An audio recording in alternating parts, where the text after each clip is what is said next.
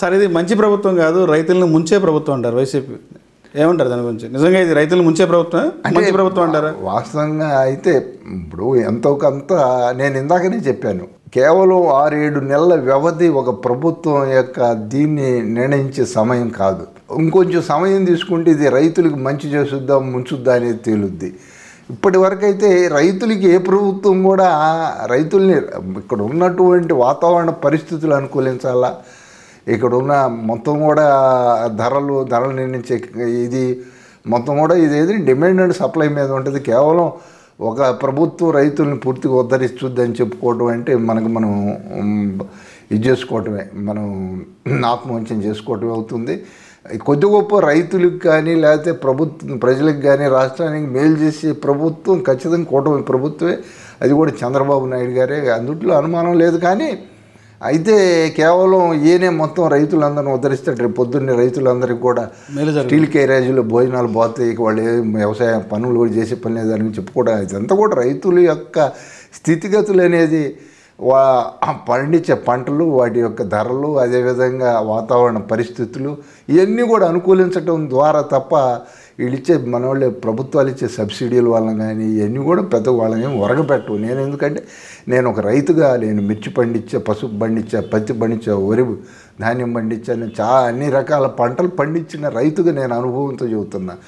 వాళ్ళు పెద్దగా వీళ్ళ నుంచి కూడా ఆశించేది ఏముండదు. కాకపోతే ఏంటంటే ఈ మిర్చియార్డులో ఉన్నటువంటి దోపిడీలు ఇవన్నీ కూడా కాస్త అరికట్టి, ఎందుకంటే ఇక్కడ దొంగలు ఉంటారు, కాజేస్తూ ఉంటారు మిర్చి, పైపించి వాళ్ళ మీద దాడులు చేస్తూ ఉంటారు, దౌర్జన్యం చేస్తూ ఉంటారు. ఇవన్నీ జరగకుండా వాళ్ళకి ఏదో కాస్త లోన్ ఫెసిలిటీ, బ్యాంకుల ద్వారా లోన్ ఫెసిలిటీ వాళ్ళకి ఏదైనా ఉంటే అట్లా కానీ ఏదైనా సబ్సిడీ మీద ఎరువులు, పురుగు మందులు లాంటివి కానీ అవి కూడా మరి ప్రభుత్వాలు అందజేస్తే బాగుంటుంది, విత్తనాలు ఇవన్నీ. సరే, సూపర్ 6 పేరుతో కూటమి అధికారంకి వచ్చింది, ఒక పెన్షన్ తప్ప ఎలాంటి పథకాలు అమలు చేయలేదు వైసీపీ పార్టీ. రోజుకు ఒక డైవర్షన్ పాలిటిక్స్ చేస్తుంది అనేది వైసీపీ ప్రధాన ప్రతిపక్ష నాయకుడు అయినటువంటి జగన్ చెప్తారు. అంటే చెప్తారు డైవర్షన్ పాలిటిక్సే తీసుకొస్తున్నారు పవన్ కళ్యాణ్, చంద్రబాబు నాయుడు, ప్రజలకు చేసేది ఏమి లేదని చెప్తారు. అంటే వాస్తవంగా పెన్షన్లు అనేది ఈరోజు కూడా ఇస్తూ ఉన్నారు, పెన్షన్ల విషయంలో వాళ్ళు కూడా ఒప్పుకున్నారు అది. ఇకపోతే ఈ ఫ్రీ బస్సుది కూడా ఇప్పుడు దాంట్లో అక్కడ వెళ్ళారు, అది కూడా వేశారు, అది కూడా రేపు శివరాత్రి నుంచి అది కూడా అమల్లోకి రాబోతూ ఉంది. ఇకపోతే ఆ గ్యాస్ కూడా మొన్ననే గ్యాస్ సిలిండర్ కూడా దీపం పథకం కూడా అమల్లోకి వచ్చింది. ఇక తల్లికి వందనం అట్లానే ఫీజు రియంబర్స్మెంట్ అది ఇక తొందరలో అది కూడా చేస్తారు. ఎందుకంటే ఇక్కడ నిధుల కొరత చాలా తీవ్రంగా ఉంది. ఆ నిధుల కొరతను అధిగమించాలంటే సంపద సృష్టించబడాలి. సంపద సృష్టించబడాలంటే కేవలం 6-7 నెలల్లో రాదు. ఈరోజు మనం కనుక ఒక మొక్క నాటితే అది కొద్ది గొప్ప పెరిగి పెద్దదై అది ఫలితాలు వచ్చేటప్పుడు కొంత టైం పట్టుద్ది, సమయం పట్టుద్ది. అప్పటిదాకా ప్రజలు కూడా కొంత ఓర్చుకోవాలా.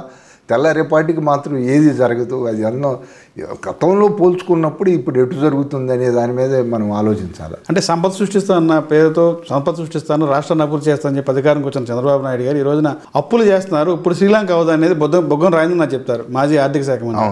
నిజంగా ఇప్పుడు ఎన్డీఏ కూటమి అయినటువంటి చంద్రబాబు నాయుడు గారు రాష్ట్రాన్ని అప్పుల పాలు చేస్తున్నారు. అంటే అప్పుల పాలు ఏం చేసేది, ప్రతి నెల అప్పులు చేస్తున్నారు, 3,000 కోట్లు అప్పులు చేస్తున్నారు. అప్పు చేయింది ఇక్కడ గడిచే పరిస్థితి లేదు, ఇంకెక్కడ సంపద సృష్టించని చెప్పి అంటారు. అసలు అప్పులు పాలు చేసే అవకాశం చంద్రబాబు నాయుడికి జగన్మోహన్ రెడ్డి ఇవ్వలా. ఆయన ఆల్రెడీ దీన్ని చేయాల్సిన అప్పులన్నీ ఎక్కడ దొరికితే అక్కడ, ఎంత దొరికితే అంత అప్పుల మీద నడిచింది ప్రభుత్వం కూడా. ఇక ఇప్పుడు మా అప్పుల్ని వాళ్ళకి కొనసాగిస్తున్నారు, మేము ఎడ చేసాం వాళ్ళు అడ చేశారు అని వాళ్ళ తప్పుల్ని ఆర్థిక మంత్రి, ముఖ్యమంత్రి ఒప్పుకుంటానే వీళ్ళు కూడా అదే విధంగా చేస్తారు. వీళ్ళు ఏదో సంపద సృష్టించకుండా మా పందాన్ని అవలంబిస్తున్నారనేది వాళ్ళు చెబుతుంది. అంటే సంపద సృష్టి అనేది ఎప్పుడు ఒక్క రోజులో జరిగేది కాదు. ఒక పరిశ్రమ పెట్టాలంటే 2 ఏళ్ళు పట్టుద్ది. ఆ తర్వాత అది మొత్తం కూడా అది ఉత్పత్తి అయ్యి అది మార్కెట్లో ఇది అయ్యి దాని నుంచి వచ్చేటువంటి పన్నుల రూపంలో కానీ ఇవన్నీ వచ్చేటప్పుడు కొంతమంది ఉపాధి అవకాశాలు లభించడం ద్వారా వాళ్ళకి ఆ విధంగా ఇక్కడ కొత్త నగరాన్ని నిర్మిస్తున్నారు. కొత్త నగరం నిర్మాణం ఇక్కడ ఇదివరకే నిర్మించిన నగరంలో విశాఖపట్నంలో, విజయవాడలో పెట్టితే అది వేరు. ఇక్కడ ఒక నగర నిర్మాణం జరగాల, తద్వారా అక్కడ సంపద సృష్టించబడుతుంది. జీరో నుంచి స్టార్ట్ చేయాలి. అంతేగాని ఇప్పుడు వాళ్ళు అంటున్నారని మనం అనవసరం భుజాలతో ఊడుకోవటం కూడా పద్దాకులు వాళ్ళ గురించి ఆలోచన. ఎందుకంటే అతను అంత మానసిక పరిస్థితి అతను బాగలేదా లేదా లేకపోతే అతనికి మరి పూర్తి పరిపక్వత లేదా రాజకీయంగా కానీ మరొక విధంగా జగన్మోహన్ రెడ్డికి అర్థం కావట్లేదు. కానీ అతను చేసిన నష్టం అనేది ఇంకొక 20 ఏళ్ల దాకా తీర్చలేనిది, కోలుకోలేనిది. ప్రజలు కూడా ఒకసారి ఆలోచించాలి. ఇలాంటి వ్యక్తులను ఎన్నుకోవటం వల్ల జరిగేటటువంటి భావితరాలు కూడా ఇలాంటి వ్యక్తులను ఎన్నుకుంటే మనకి క్షమించు ఖచ్చితంగా.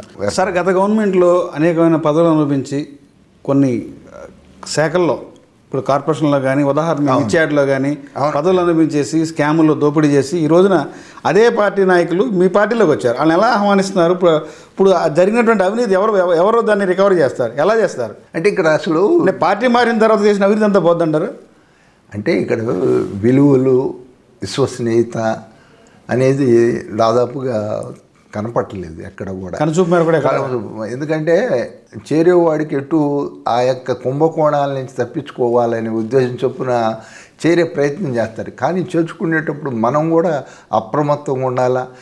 వాళ్ళకంటిన అవినీతి మరక, అవినీతి బురద మనకు కూడా ఉంటుంది. అదే మరక మీకు ఎన్డీఏ కూటమి ఉంటుంది. కాబట్టి అలాంటి వ్యక్తులు చేరినందువలన పార్టీకి వచ్చి కొత్త ప్రయోజనం లేదు. ఉన్నవాళ్ళని జాగ్రత్తగా చూసుకుంటే చాలు, ఉన్నవాళ్ళు అసంతృప్తి రాకుండా ఉంటే చాలు, ఉన్నవాళ్ళని ఎలర్ట్ చేసుకొని వాళ్ళని బాగా వాళ్ళ ద్వారా వాళ్ళ చేత సక్రమంగా పనిచేపిస్తే చాలు. కొత్త వాళ్ళు రావాల్సిన అవసరం వచ్చింది. ఇప్పుడు అసలు అతను 11 సీట్లకు పరిమితి చేశారు. 50% పైగా మనకు ఓటింగ్ ఉంటే వాళ్ళు వచ్చి ఇక్కడ ఉద్ధరించేదే ఉంది. వాళ్ళు వచ్చిన వాళ్ళ అవసరం ఏమన్నా ఉందా?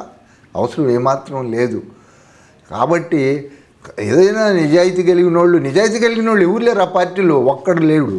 నిజాయితీ కలిగిన వాడైతే ఎలక్షన్ ముందే వచ్చేవాడు. అక్కడ మొత్తం కూడా అవినీతి ఊబిలో కూరుకుపోయిన వాళ్ళే, గతంలో కూడా అవినీతికి పాల్పడిన వాళ్ళే.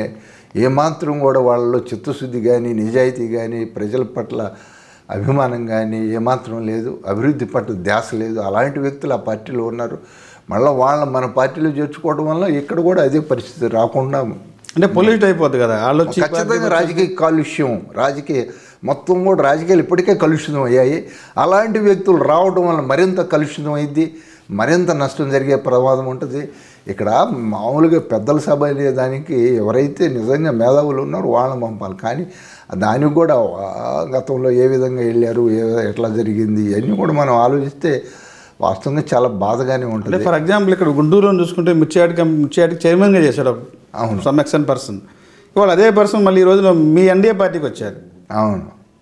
ఇప్పుడు మరి తన హయాంలో జరిగినటువంటి అవినీతి ఏమైపోతుంది? అదంతా ఇంకా మూసిగా క్లోజ్ అయిపోయింటారా? ఆ ఫైల్ అంతా క్లోజ్ అయిపోద్ది అంటారా? అధికార పార్టీకి వచ్చారు కదా. అంటే మిర్చియార్డుకు సంబంధించిన వాళ్ళు ఇంకెవరు రాలా. ఎమ్మెల్సీ ఉన్నాడు కదా సార్, యేసుపాదం రాలా. ఒకళ్ళ వస్తాడేమో. ఆల్రెడీ పార్టీ వైసీపీ రాజీనామా చేశారు, టీడీపీ జాయిన్ అయ్యారు సార్. ఆయన జాయిన్ కాలే, ఇంకా పేపర్లో కూడా ఇచ్చారు, నేను పార్టీకి రాజీనామా చేస్తాను, నేను టీడీపీ జాయిన్ అవుతానని చెప్పి. జాయిన్ అవుతానన్నాడేమో కానీ ఇంకా జాయిన్ కాలేదు. ఆహ్వానిస్తారా వస్తే పార్టీ? అంటే సహజంగా ఇప్పుడు ఇతను ఇంకా చిన్న చేప. ఎందుకంటే తిమింగలాలే పార్టీలో చేరుతున్నప్పుడు ఇక చిన్న వాళ్ళు ఇప్పుడు దీంట్లో ఏంటంటే ఇంత తిన్నోళ్ళు ఉన్నారు, ఇంత అత్యంత ఇంకా ఇప్పుడు ఇతను పెద్దగా అంత పెద్ద కాదు. కాబట్టి ఇంకా పెద్ద వాళ్ళు భవిష్యత్తులో కూడా చేరకుండా ఉంటే చాలా సంతోషం. రేపు పొద్దున ఇంకా ఎలాంటి వాళ్ళు చేరతారని నాకు భయంగా కూడా ఉంది.